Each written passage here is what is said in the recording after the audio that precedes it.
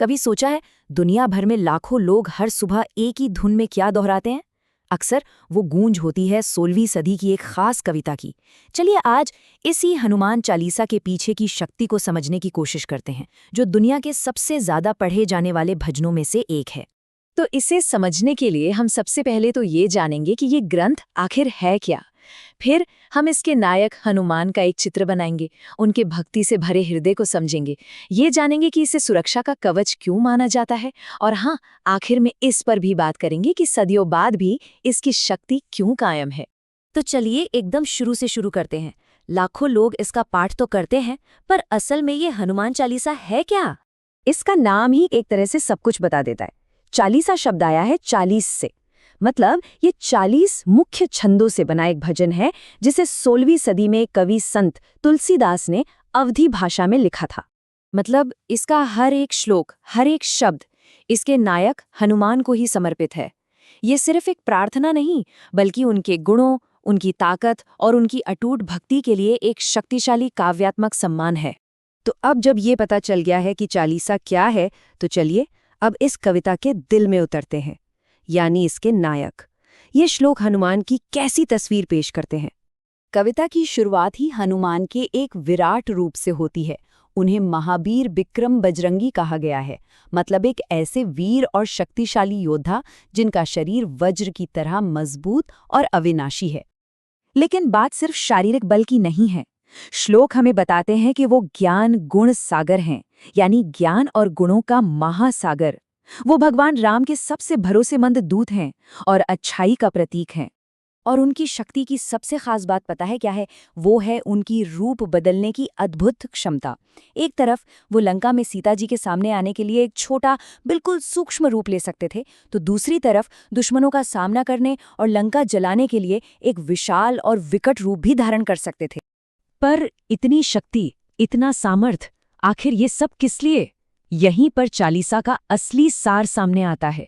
ये सब कुछ एक ही चीज से जुड़ा है, और वो है उनकी भक्ति।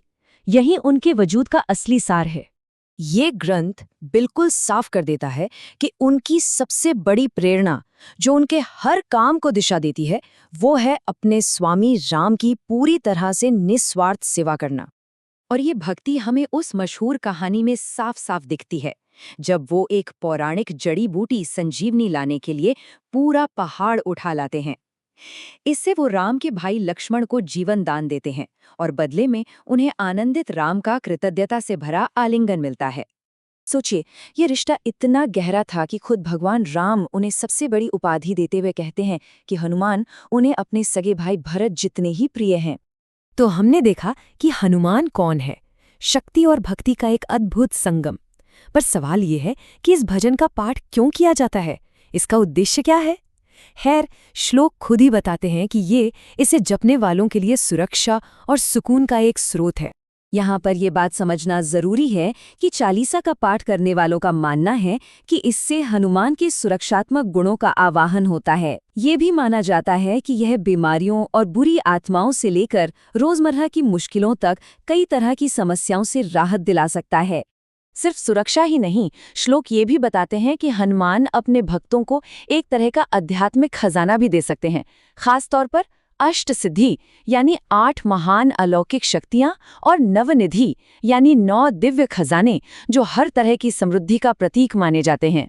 तो चलिए अब आखिर में इन सभी धागों को एक साथ जोड़ते हैं। एक नायक, उनकी भक्ति और सुरक्षा का वादा, ये सब मिलकर इस कविता को इतना खास कैसे बनाते हैं? अपने दिल में चालीसा एक यूनिवर्सल संदेश देती है कि अटूट विश्वास और बिना किसी स्वार्थ के किए गए कर्म के जरिए किसी भी बाधा को पार किया जा सकता है और जीवन का सच्चा मकसद पाया जा सकता है। और जो इसका पाठ करते हैं, उनके लिए ये कविता सिर्फ एक भजन नहीं, बल्कि एक आध्यात्मिक रास्ता बन जाती है।